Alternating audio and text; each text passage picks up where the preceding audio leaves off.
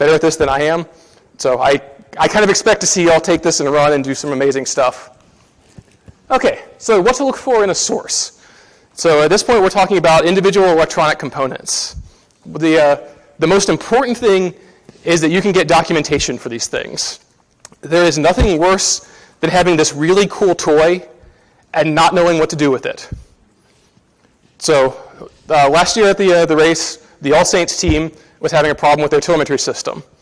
I had a Hall effect sensor that I gave them. Unfortunately, I had absolutely no documentation of how it worked. It was a black box. So it had a reading, it had a sensor, but there was no way to interface it into their system. So they had two bright young individuals who spent the better part of 2 days actually reverse engineering the system to actually figure out what everything was to make it work. Now, if you had a data sheet, they could have done that in about 15 minutes. But they did get it working, and I was really impressed with those two. The other thing, reliability.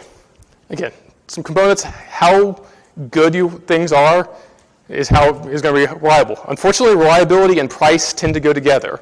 Not always, but sometimes. But you want to make sure that your components, when you put time and energy into building the system, that they're going to work. Customer support, and this kind of goes back to the documentation and reliability, being able to find someone to actually talk to. The cheapest sources for a lot of these components are directly from China. Anyone here speak Chinese? Hey, well, you're in luck. I personally don't, and that's become a problem on several occasions, working on both telemetry stuff and on much larger projects that I've worked on. And also lead time, going back to shipping time. If you're buying components from China, Taiwan, Southeast Asia, some of these have extremely long lead times. So there's a trade-off between being able to acquire it and play with it and getting it cheap. But if you don't get it cheap for 8 weeks and you're trying to assemble it the day before the event, that's not great. So again, there's no right answer. All of these are on a scale, and you have to balance all of them for your budget, your team, and your needs. Okay, so these are sources. As with my last presentation, these are my personal opinions. These are not Solar Car Challenge, and these are not endorsing individual companies. So I do a lot of electronics. I spend way too much money. I have a very tolerant wife, thankfully. But I've done electric vehicles. In addition to solar cars, I've done electric vehicles for 25 years. I build telemetry systems, RC cars, all that fun stuff, ham radios. So I've spent a lot of time in the electronics world. So my personal favorite company, it's called Adafruit. They are based in New York City, very reliable. They have excellent documentation for all their products. They're very fast shipping. I live in Hawaii, so shipping is horrible for me. I generally get things from them in 2 to 3 days. The downside of them is they are insanely expensive. And by insanely expensive, they are generally 3 times what you can buy it from somewhere else. But sometimes for me, it's worth it. That's a decision that you have to make. Sorry, with regards to Adafruit, I just wanted to share an experience. We bought these GPS sensors from a third-party seller. I don't know, we bought it from Amazon, but it was a cheap one. So we had a project that made use of a GPS sensor.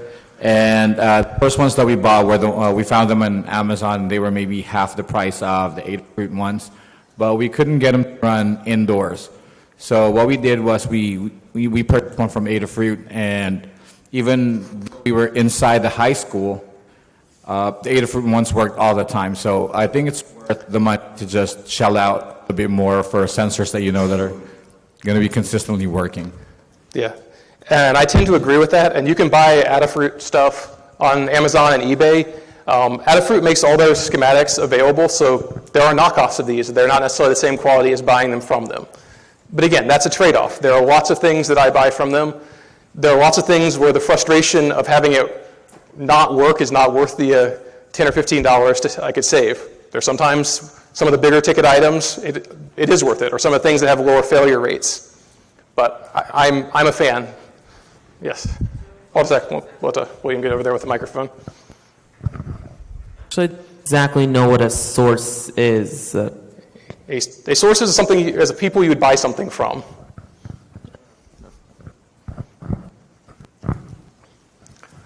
Okay, so anyway, expensive but good. And if you don't have the experience with troubleshooting electronics, it's better. I've actually never had a dead component arrive from them, so not to say it won't happen, but at least for me, it's been reliable. Next one is SparkFun. Same kind of deal. They do their own board fabrication, American company. You can actually get a hold of someone. So they have good support. Their shipping's pretty good. Again, insanely expensive. Oops. On the other side, AliExpress. I absolutely love AliExpress. It is the eBay of China. You can buy anything on Ali. And I mean anything. If you need a cat excavator, you can buy one. Need a water jet? Go for it. Want a knockoff Porsche? You can buy it. If you want a resistor, you can buy one or you can buy 100,000 of them. The downside is, especially assembled components, circuit boards, they've got a pretty high failure rate. I average somewhere in the 20 to 30% failure rate on stuff from China. There's little to no documentation, and if there is documentation, a lot of the time it's in Chinese. It might help. We've got a couple of people who can help that. For me, that's pretty useless. And calling them is not going to happen. Also, return shipping for something that's broken costs more than the new part, so if it's broken, it's just a loss. The upside is it is ridiculously cheap. So this is where I buy a lot of things like resistors, capacitors, LEDs, things that aren't going to break, or if they are break, you're going to find them pretty easily. Whereas from Adafruit, you can buy a pack of resistors. I think 150 of them are like $15. The same pack of resistors from AliExpress is $1.50 with shipped. So there's that balance in there.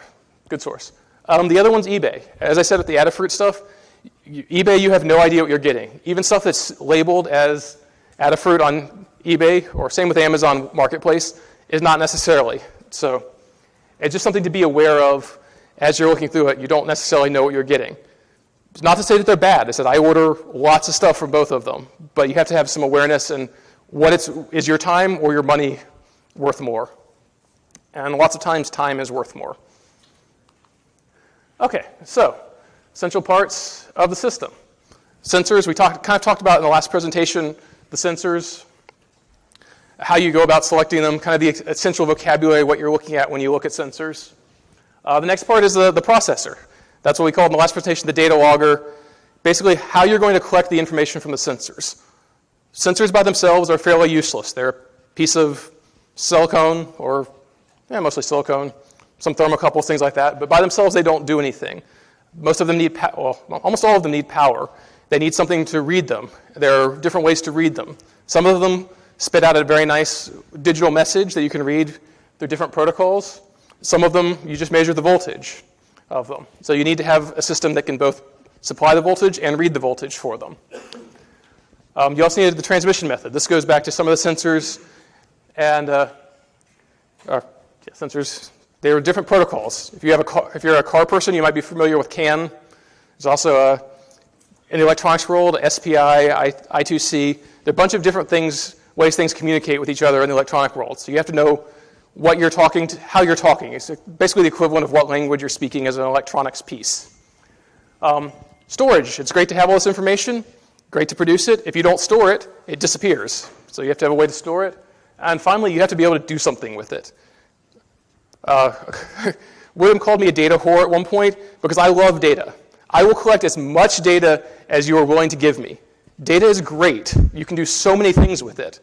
But the thing is, you can do so many things with it. In and of itself, it doesn't do anything for you. You have to be able to process it, display it, so that you can make decisions with it. Sensors. Okay. And so these are some of the ones that I actually picked. Voltage sensor, I particularly like Adafruit's little analog to digital converter. 16 bits, so if you're not familiar with bits, so it's 2 to the 16th divided by the reference voltage. The reference voltage for this is 5 volts, and I had that number memorized to how small of a voltage you can read, but it's 0.000 something. Basically gives you a lot of precision, so when you're dealing with things like current shunts, you can really read them quite well. Speed, GPS. And again, I like the Adafruit GPS sensor. I've got and I see people writing them down. These are actually links in the presentation, so you can find them. But it's a high-quality system. It's worked well for me. It's the same one that's actually, for those of you who used our PyTop boards last year, same sensor, different breakout board. Temperature, same thing. These little MCP 9808s, little tiny board about the size of a quarter. Takes 3 wires to run. They cost about $4 each. Based on the experience last year, I would put a bunch of these things around to know what's going on around your car. Super simple, super cheap. Current, multiple options. As I said earlier, I like Hall effect sensors just because they are non-contact. You don't have to open up your high voltage electrical system. You don't have to have a shunt, which by definition of a shunt is a resistor. Well, you're trying not to have resistance in your system, so despite the fact it's a small one, you still add it. So I personally like it. However, shunts have been used for well over 100 years. Hall effect sensors are only about 10 to 15 years old.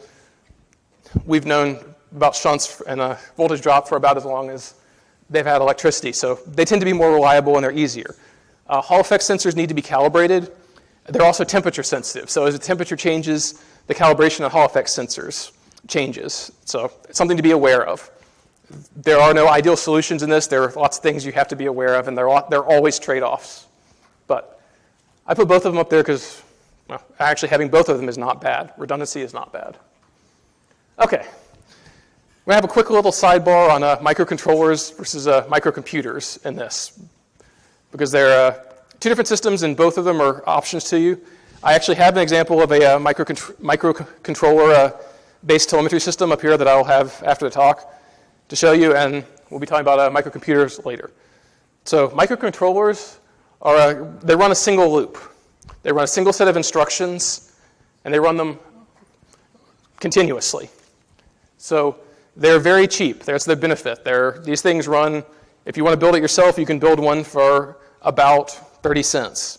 Buying them, they're anywhere from $4 to $20. Easy program and low power usage. And it'd be helpful if I could spell. Nice. So the benefit of this single loop is they're near real-time processors. So you know what's going to happen and when it's going to happen because you know how long the loop is. So this is very important if you're going to do control type things. So one of the things you could possibly do with this is build a cruise control going into the close track event. You want that to know exactly what's happening as it's happening so that you can control that. The downside of this is they're a real-time controller. Nice how that goes in both the pros and the cons. It's a single loop, so you can't do a lot of things. Everything has to be sequential, so you can't have triggers that go off and do different things and maintain the loop. If you do, something gets dropped. They tend to be very low speed, somewhere in the 8 to 120 megahertz, and they tend to have very limited memory. Examples, Arduino. Everyone loves Arduinos. The basis of the makerspace world. Parallax makes a couple of nice ones, and our friendly sponsor, Texas Instruments. Theirs are a little bit more expensive, but they are really nice. Microcomputers. So while a microcontroller does one thing, a microcomputer has multiple threads and can do multiple things. So the example of a microcontroller is I want to turn off a light switch. I'm going to walk over, turn off the light switch, walk back. So with a microcomputer, you have multiple threads going on. You don't know what order things are going to happen unless you delve very deeply into the program, and not all of them even allow you to do that. So if I tell the microcontroller or microcomputer I want to turn off the switch, it might decide, well, I'm going to update the time, check my mail, refresh the screen, then I'm going to turn off the switch. For most cases, this is transparent to the user because it does all those things so fast. But there are times when it gets bogged down in something else, and it might not turn off the switch for several microseconds. Sometimes that can be really important.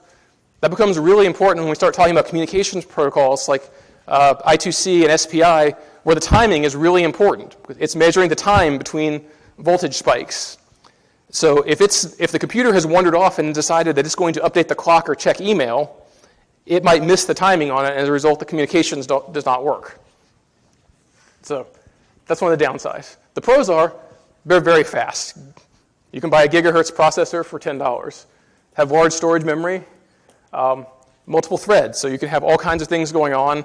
You can run the same computer that's doing your telemetry, can also run your dashboard, can be a cruise control, can be playing music. There are lots of options that you can do with it. Cons are they tend to be more expensive. Expensive being a relative term. The Raspberry Pi that we have down there in the corner is $10, so we're not talking about huge expenses, but 30 cents versus $10. Okay. They do take more power, and running multiple threads, we talked about the real time, you don't have as much control. So sometimes, especially with critical functions, if you're trying to manage your power trackers or controller speed, they may not be the best idea. Because of that complexity, they can be more difficult to program. I don't think they're that difficult, but they are a little bit more. Okay, so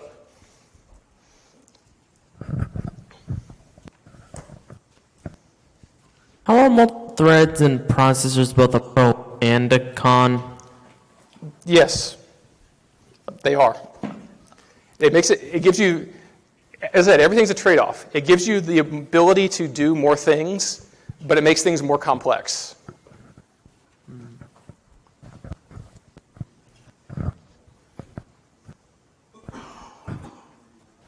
Can you use both of them Say at the again? same time? Can you use both of them? Yes.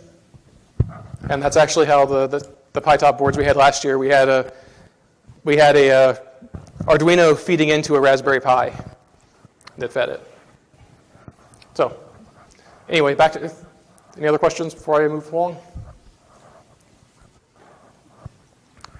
Okay. So back to my little system. I like the Raspberry Pi Zero. $10, lots of memory, lots of speed, easy to program. If you are not familiar with programming, or if your school doesn't have a programming class, most of the programming for these is in Python. Python is very approachable. It's very easy. It's a script language. You don't have to compile it. And it's very human readable, which is nice. And also very good tutorials available on just about everywhere. Focus. Okay, it also has the ability to do I2C communications, which gives you a lot of sensors. A lot of sensors have the I2C built in, so you basically just have to ask it what it is, and you ask it to send you a reading, and it will send you back a reading. Very easy. Also does serial communications, which is useful for communicating with GPS. And so one of the nice things about Raspberry is they do have a dedicated processor, so it can do serial communications, and it takes care of the timing external to the main processor. Built-in Wi-Fi. Love Wi-Fi is wonderful. It also has a built-in support for an HDMI screen. So if you want to get a little HDMI screen to run your dash, you got built-in support for it. And it takes SD cards, so you can have as much storage as you're willing to pay for.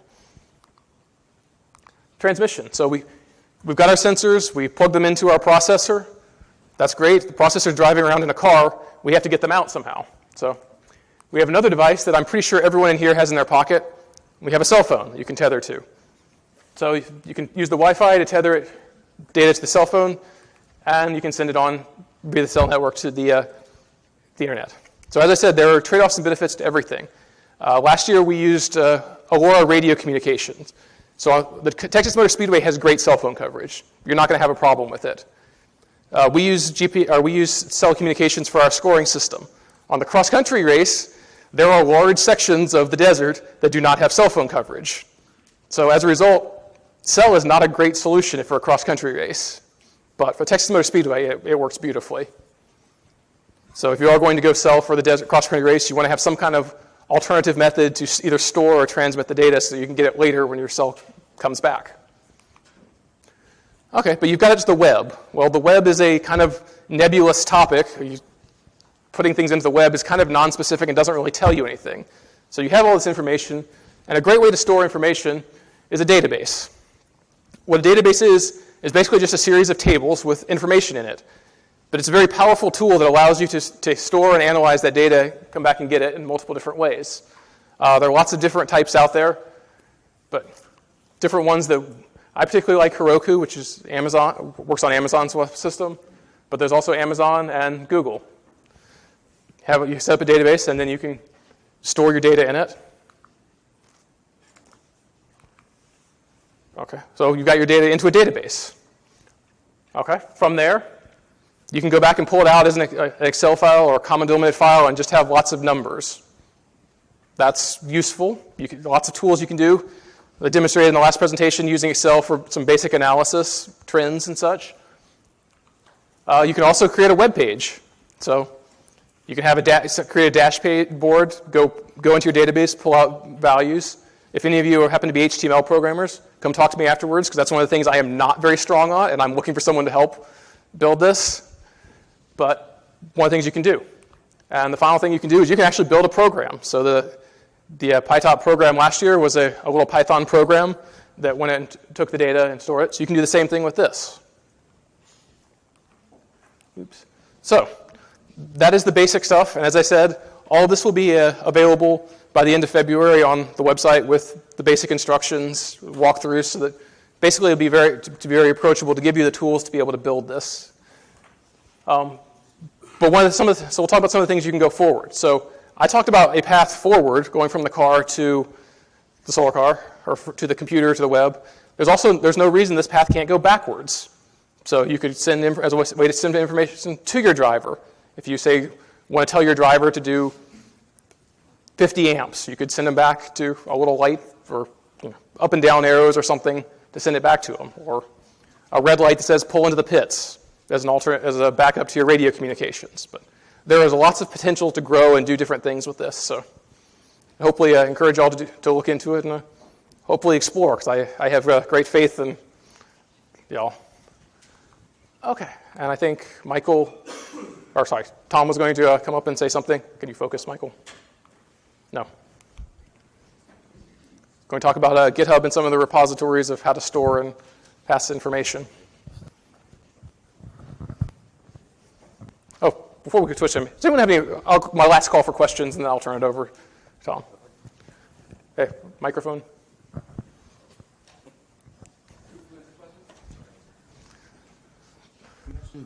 Sorry. You mentioned the different databases that you can use, like AWS. How can you display the real-time data using those databases? So you store the data in the database, and there are multiple tools depending on which database you use. There are multiple tools to go actually look at it in the database. But really, it's kind of a midway point for the data. You store it in the database. This is where it's stored and it's resting. Then you have some other kind of application that goes into it and pulls it so that you can display it and use it. And there are different hosts, different servers, different types of databases. There are lots of them out there, and we didn't really go into that depth on it. Yeah, and you can go and have a database on Raspberry Pi. So you can run pretty much any Linux software on a Raspberry Pi. So you don't have to have like a dedicated server or something super fancy. You can run it on really cheap hardware. You can run it on an old laptop that has like a Wi-Fi connection that you have your Raspberry Pi in a car connect to, or Arduino, or whatever you decide to use. There's a million options, and you don't have to go really pricey with it. The field of data visualization is a multi-billion-dollar industry. So go to Google, search data visualization, and you'll come up with a wide variety of software products, some of them free, some of them not free. Yeah, and a ton of open source ones are free, and if you want to save money, use those. Yeah, and if this is something you find interesting in, this is a huge deal.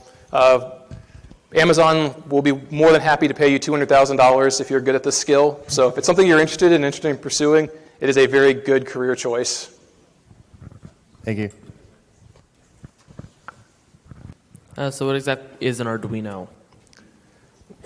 Actually, an Arduino is actually a programming language, but it is basically it's based on a specific specific family of microprocessors, basically chips, that allows you to build things. There's a ton of stuff online where you can have like do-it-yourself stuff from it and guides and whatnot to learn how to put together microcontrollers with Arduino. Okay. First of all, thank you for doing this for us.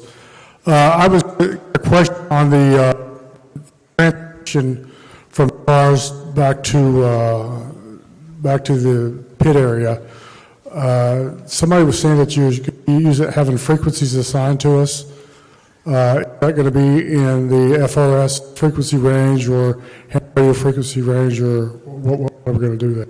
So we have FRS assignments just to manage because a lot of teams use FRS. If you have other bands, FRS is not necessarily the most appropriate for data communications. And whereas Fred, he'll correct me on this. I don't think it's actually even legal to be broadcasting data on FRS. But if you have other frequencies, and we've had lots of teams using 2-meter type, if you have frequencies that you want to use, just we'll deconflict those with other folks. Excuse me? Oh. There are some folks that do use packet via amateur radio or commercial radio, AX20 call. It is and has been used in the past. My name is Fred. I'm a safety person for the race competition. A lot of teams have used amateur radio, commercial radios that the school has, FRS. One of the challenges at the Motor Speedway is you only have a dozen FRS, GMRS channels. We had 27 teams. How many active teams did we have 2 years ago? 27 teams. So you kind of exceed that number somehow, if math is not, if I've not forgotten my math. We actually had permission to use a commercial license with commercial channels. And we had radios for each team, as well as for all the judges to be able to use. So if a team didn't have its own communications, we had them on one of our, lack of a better term, channels. But we do one thing during registration and check-in. We coordinate what frequency you want to use, make sure that your team doesn't conflict with the other team. We have seen that in years past, and we try to work through that mitigation early on. FRS, GMRS, yeah, MERS, the different radio services.